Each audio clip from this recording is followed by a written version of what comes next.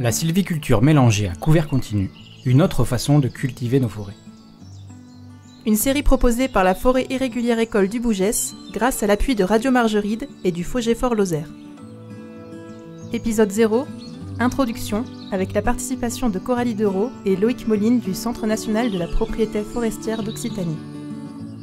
La forêt se regarde, elle se vit, elle se ressent, mais la forêt peut également vous être contée. Dans cette série de podcasts, nous vous proposons de cheminer ensemble pour découvrir une autre façon de conduire la forêt. Cette autre voie, c'est celle de la sylviculture mélangée à couvert continu. Pour avancer collectivement dans la connaissance et la maîtrise de cette technique, de nombreux partenaires forestiers ont créé un dispositif atypique, la Forêt Irrégulière École du Bougès. On y retrouve notamment le pilote du dispositif, le Centre national de la propriété forestière, mais aussi l'Office national des forêts, l'association ProSylva France, l'école forestière de Javol ou bien encore le Parc national des Cévennes. Tous travaillent ensemble pour faire avancer le sujet et informer le plus grand nombre. C'est dans cette optique que cette série de podcasts vous est proposée pour que vous puissiez découvrir tenants et aboutissants de ce monde de gestion qui s'appuie sur la bonne connaissance de l'écosystème forestier. Mais repartons du point de départ avec toi, Coralie, qui est chargée de mission au Centre national de la propriété forestière.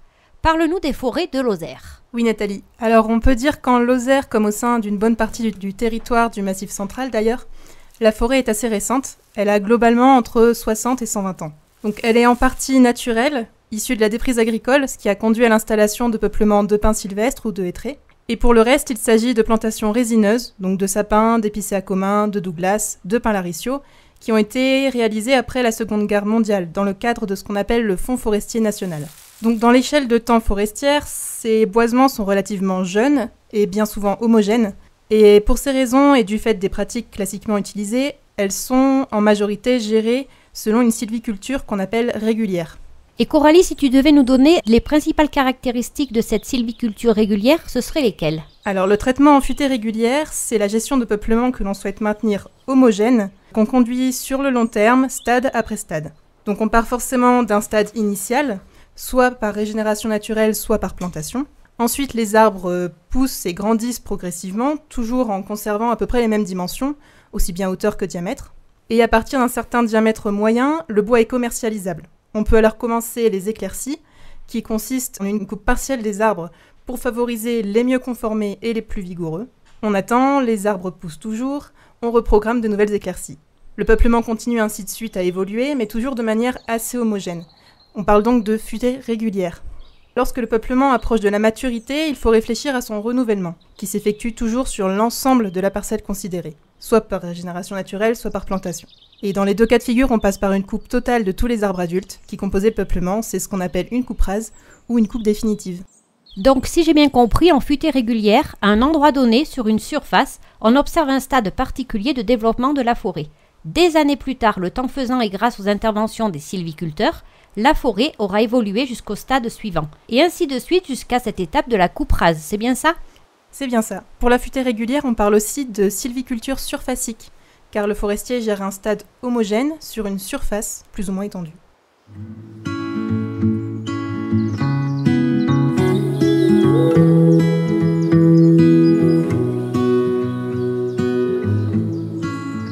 Mais ce mode de gestion, bien maîtrisé par les forestiers, présente quelques inconvénients et certains propriétaires souhaitent conduire leur forêt différemment.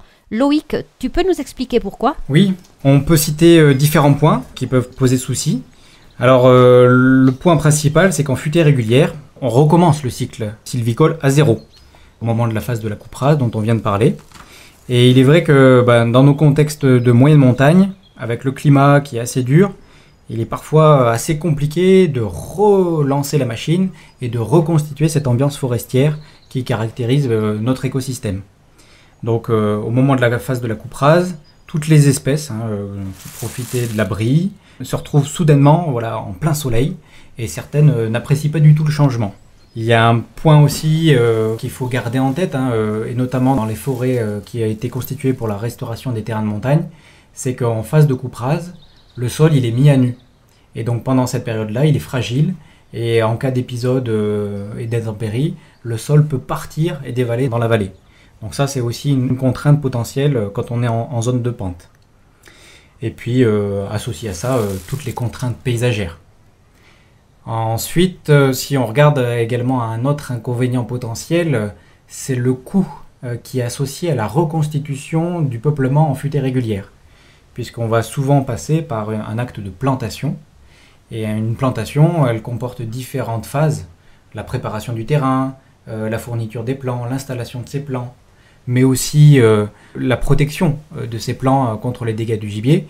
Et tout ça, ça coûte très cher. Ça coûte plusieurs milliers d'euros sans garantie de succès. Une petite sécheresse ou une surpopulation de gibier et tout passe à travers.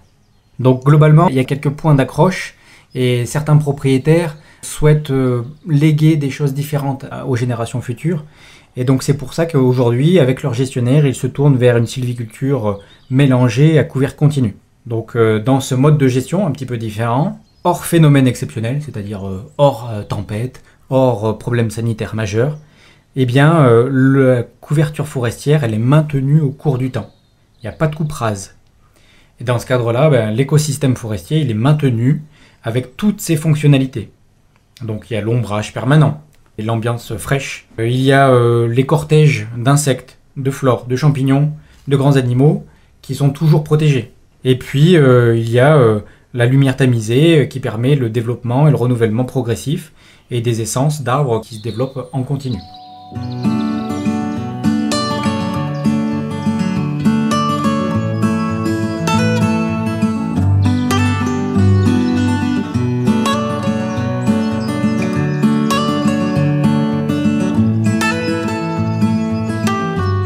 Loïc, on entend aussi souvent parler de futaies irrégulières ou futaies jardinées. Est-ce la même chose et quelle en est l'origine ? Alors, il est vrai que dans les termes, pour nommer cette sylviculture, il y en a de nombreux qui diffèrent selon le pays, qui diffèrent selon les pratiques, qui diffèrent selon les époques. Si on part un petit peu à l'étranger, on va voir nos collègues britanniques, eux ils parlent de Continuous Cover Forestry, ce qui veut dire en fait foresterie à couvert continu. Donc c'est assez proche en fait des termes que l'on utilise aujourd'hui en France. Les Italiens, eux, ils parlent carrément de sylviculture invisible, c'est-à-dire qu'on ne voit pas l'acte du forestier, tout simplement parce que les éclaircies, les interventions sont très modérées, d'intensité faible, et on ne voit pas de changement majeur dans le paysage. Alors si on revient un peu chez nous, là, sur le territoire national, on parle, nous, beaucoup de futaies irrégulières. À un moment donné, on parlait de sylviculture irrégulière, continue et proche de la nature. Et ces dernières années, on emploie un peu l'acronyme SMCC, sylviculture mélangée à couvert continu. Quand on dit ça, on utilise différents termes qui traduisent des notions complémentaires, et notamment cet aspect irrégulier, alors qui caractérise l'hétérogénéité des diamètres, des hauteurs, des essences. Et c'est cette irrégularité en fait qui nous intéresse. Alors ce n'est pas un objectif en tant que tel, c'est plutôt une conséquence de notre gestion, mais ce que l'on sait, c'est que même si elle est un peu moins cartésienne, cette irrégularité, elle est très intéressante pour le bon fonctionnement de l'écosystème forestier, et c'est bien ce qui nous motive. Et la futaie jardinée alors, Loïc ? Ce terme de futaie jardinée que l'on évoque, effectivement, il est assez connu du grand public, mais en fait, il fait référence à un mode de gestion plutôt fin du 19e siècle, début du 20e siècle, dans les forêts du Jura. Alors, Jura suisse, Jura français. À cette époque-là, il y avait deux grands courants, deux mouvements. Donc, avec des forestiers qui pratiquaient la futaie jardinée, la futaie irrégulière. Donc, il y avait le groupe plutôt de Durno et Biolay, là, des célèbres forestiers, qui, eux, avaient mis plutôt un système de contrôle. On faisait et on vérifiait.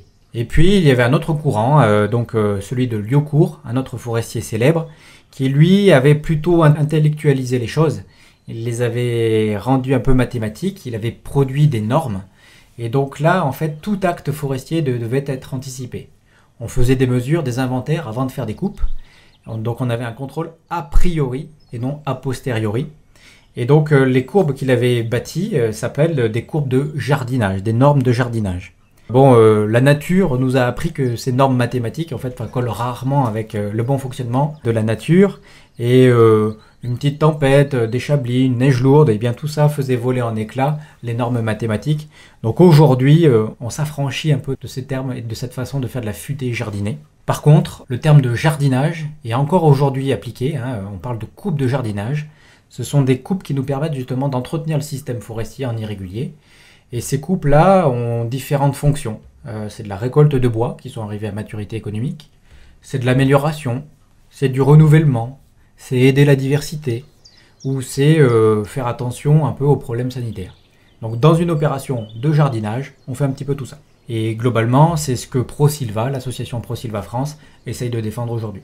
Alors justement, qu'a apporté ProSilva par son approche ? L'association ProSilva, alors c'est déjà une association, donc elle a regroupé des forestiers d'horizons divers, alors des professionnels, des intellectuels, des propriétaires, des scientifiques. Ces gens-là se sont mis en fait ensemble après un grand colloque là, qui avait eu lieu dans les années 90 en Slovénie. L'idée de ProSilva, c'est de promouvoir les principes de cette sylviculture qui est proche de la nature. Alors en essayant de montrer que la recette, elle est toujours la même, quel que soit le contexte forestier dans lequel on travaille, mais que les ingrédients, eux, peuvent varier en fonction des situations. Donc notamment la pente, notamment les essences, notamment le niveau de productivité. Et aujourd'hui, l'association ProSilva utilise les termes de sylviculture mélangée à couvert continu. Et donc par ces termes-là, l'essentiel est dit. Donc on est bien dans de la gestion, avec des coupes et des travaux. On a besoin de ce mélange. Alors ce mélange d'essence, ce mélange de diamètre, ce mélange de hauteur, qui crée l'hétérogénéité qui est importante pour le bon fonctionnement. Et le tout en conservant au cours du temps le couvert forestier qui permet le maintien d'un nombre incroyable de services rendus gratuitement. Donc dans cette approche-là, le forestier, il oriente un petit peu la forêt dans le sens qui l'intéresse, pour de la production, pour de la protection, pour favoriser la biodiversité. Le tout en essayant de bien s'appuyer sur les mécanismes naturels qui régissent la forêt. ProSilva s'est donné pour ambition de vraiment vulgariser ses connaissances en parlant de cette façon de faire à tous, donc le grand public, les propriétaires, les professionnels. Et aux côtés aujourd'hui des partenaires forestiers privés publics, ProSilva essaie de s'impliquer également fortement dans la formation des acteurs, à la fois des propriétaires, des gestionnaires et des élus, pour essayer de dupliquer un peu le modèle sur le territoire français.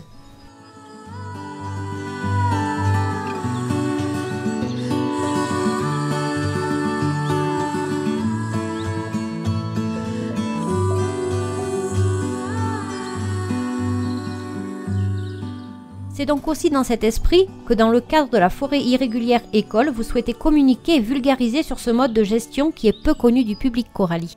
Oui, exactement Nathalie. La sylviculture mélangée à couvert continu s'appuie aussi bien sur une bonne connaissance et une bonne compréhension de l'écosystème forestier, mais une gestion réussie passe aussi par la bonne maîtrise d'aspects techniques et organisationnels. Donc c'est ces points clés de compréhension et d'attention de cette sylviculture que nous tenterons de vous présenter durant la série de podcasts, que nous avons imaginé découper en 4 chapitres principaux et 10 épisodes. Dans le premier chapitre, nous détaillerons les grands principes de la sylviculture mélangée à couvert continu. Dans la partie 2, nous reviendrons sur des aspects spécifiques, et plus particulièrement l'économie, dans le système de la sylviculture mélangée à couvert continu. Par la suite, nous aborderons dans le 3e chapitre certains aspects techniques lors de la mise en œuvre effective de la gestion. Dans un 4e volet, nous nous attacherons à parler d'exemples de peuplement forestier que l'on peut trouver dans nos contextes de moyenne montagne.